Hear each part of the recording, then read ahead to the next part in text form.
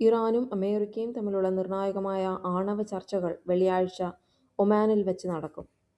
2024 Donald ട്രംപിനെ വധിക്കാൻ ശ്രമിച്ച കേസിൽ പ്രതിയായ റയാൻ റൂത്തിന് യുഎസ് കോടതി ജീവപര്യന്തം തടവ് ശിക്ഷ വിധിച്ചു. ഇന്ത്യക്ക് ഏത് രാജ്യത്തു നിന്നും എണ്ണ വാങ്ങാൻ സ്വാതന്ത്ര്യമുണ്ടെന്നും തങ്ങൾ എണ്ണ നൽകുന്നത് തുടരുമെന്നും റഷ്യ വ്യക്തമാക്കി. യുഎസിലെ പ്രമുഖ മാധ്യമമായ വാഷിംഗ്ടൺ പോസ്റ്റിൽ നടന്ന കൂട്ടപ്പിരിച്ചുവിടലിൽ ശശി തരൂരിന്റെ മകൻ ഇഷാൻ തരൂർ ഉൾപ്പെടെയുള്ള 1/3 ജീവനക്കാർക്ക് ജോലി നഷ്ടമായി. അതിശൈത്യം പരിഗണിച്ച് യുക്രൈനിൽ ഒരാഴ്ച വെടിനിർത്തൽ നടപ്പാക്കാൻ വ്ളാഡിമിർ പുടിൻ സമ്മതിച്ചതായി പ്രസിഡന്റ് ട്രംപ്. കഴിഞ്ഞ ദിവസം രാഷ്ട്രപതിയുടെ നന്ദി പ്രമേയത്തിന്മേലുള്ള ചർച്ചയ്ക്ക് ലോക്സഭയിൽ പ്രധാനമന്ത്രി മറുപടി നൽകാൻ ഒരുങ്ങിയെങ്കിലും പ്രതിപക്ഷ പ്രതിഷേധത്തെ തുടർന്ന് അദ്ദേഹത്തിന് പ്രസംഗിക്കാനായില്ല. തുടർന്ന് പ്രധാനമന്ത്രിയുടെ മറുപടിയില്ലാതെ തന്നെ നന്ദിപ്രമേയം സഭ പാസാക്കി. 2004 ശേഷം ആദ്യമായാണ് ഇത്തരമൊരു സാഹചര്യം പാർലമെന്റിൽ ഉണ്ടാകുന്നത്. മുൻ കരസേനാ മേധാവി എം നരവനെയുടെ അപ്രകാശിത പുസ്തകത്തിലെ പരാമർശങ്ങൾ സഭയിൽ ഉന്നയിക്കാൻ അനുവദിക്കാതിരുന്നതാണ് പ്രതിഷേധത്തിന് കാരണം.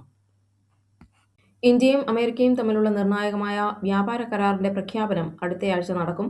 കരാറിൽ ഇന്ത്യയിലെ കാർഷിക, ക്ഷീര മേഖലകളുടെ താൽപര്യങ്ങൾ പൂർണ്ണമായി സംരക്ഷിച്ചിട്ടുണ്ടെന്ന് വാണിജ്യമന്ത്രി പീയൂഷ് ഗോയൽ അറിയിച്ചു. ഇന്ത്യക്ക് ഏത് രാജ്യത്തു നിന്നും എണ്ണ വാങ്ങാൻ സ്വാതന്ത്ര്യമുണ്ടെന്നും തങ്ങൾ ഇന്ത്യക്ക് എണ്ണ നൽകുന്നത് തുടരുമെന്നും റഷ്യ വ്യക്തമാക്കി. റഷ്യയിൽ നിന്ന് എണ്ണ വാങ്ങുന്നത് ഇന്ത്യ നിർത്താൻ തീരുമാനിച്ചെന്ന യുഎസ് പ്രസ്താവനകളുടെ പശ്ചാത്തലത്തിലാണ് റഷ്യയുടെ ഈ പ്രതികരണം. മണിപ്പൂരിലെ 1 വർഷം നീണ്ട രാഷ്ട്രപതി ഭരണം പിൻവലിച്ചു. ബിജെപി നേതാവായ യുമാൻ ഖേംചന്ദ് സിംഗ് മുഖ്യമന്ത്രിയായി അധികാരമേറ്റു. 415 കോടി രൂപയുടെ തട്ടിപ്പ് നടത്തിയെന്ന കേസിൽ അൽ-ഫലാഹ് ഗ്രൂപ്പ് ചെയർമാൻ ജാവേദ് അഹമ്മദ് സിദ്ദിഖി അറസ്റ്റിലായി. പാർലമെന്റ് പടിക്കെട്ടിൽ തെന്നിവീണ തിരുവനന്തപുരം എംപി ശശി തരൂരിന്റെ കാലെല്ലിന് പൊട്ടലേറ്റു. ശബരിമല സ്വർണ്ണക്കൊള്ളക്കേസിലെ മുഖ്യപ്രതിയായ ഉണ്ണികൃഷ്ണൻ പോറ്റിക്ക് രണ്ടാമത്തെ കേസിലും ജാമ്യം ലഭിച്ചു. അറസ്റ്റിലായി 90 ദിവസമായിട്ടും കുറ്റപത്രം സമർപ്പിക്കാത്തതിനെ തുടർന്നാണ് അതിവേഗ കോടതി ജാമ്യം അനുവദിച്ചത്. അതേസമയം പ്രതിപക്ഷ പ്രതിഷേധം ശക്തമായതിനെ തുടർന്ന് സഭ ബഹിഷ്കരിച്ചു. മാവേലിക്കര മുൻ എംഎൽഎ എം മുരളി 73 വയസ്സ് അന്തരിച്ചു. മാവേലിക്കരെ 4 തവണ നിയമസഭയിൽ പ്രതിനിധീകരിച്ച മുതിർന്ന കോൺഗ്രസ് നേതാവാണ് അദ്ദേഹം. തിരുവനന്തപുരത്തെ സ്വകാര്യ ആശുപത്രിയിൽ വെച്ചായിരുന്നു അന്ത്യം.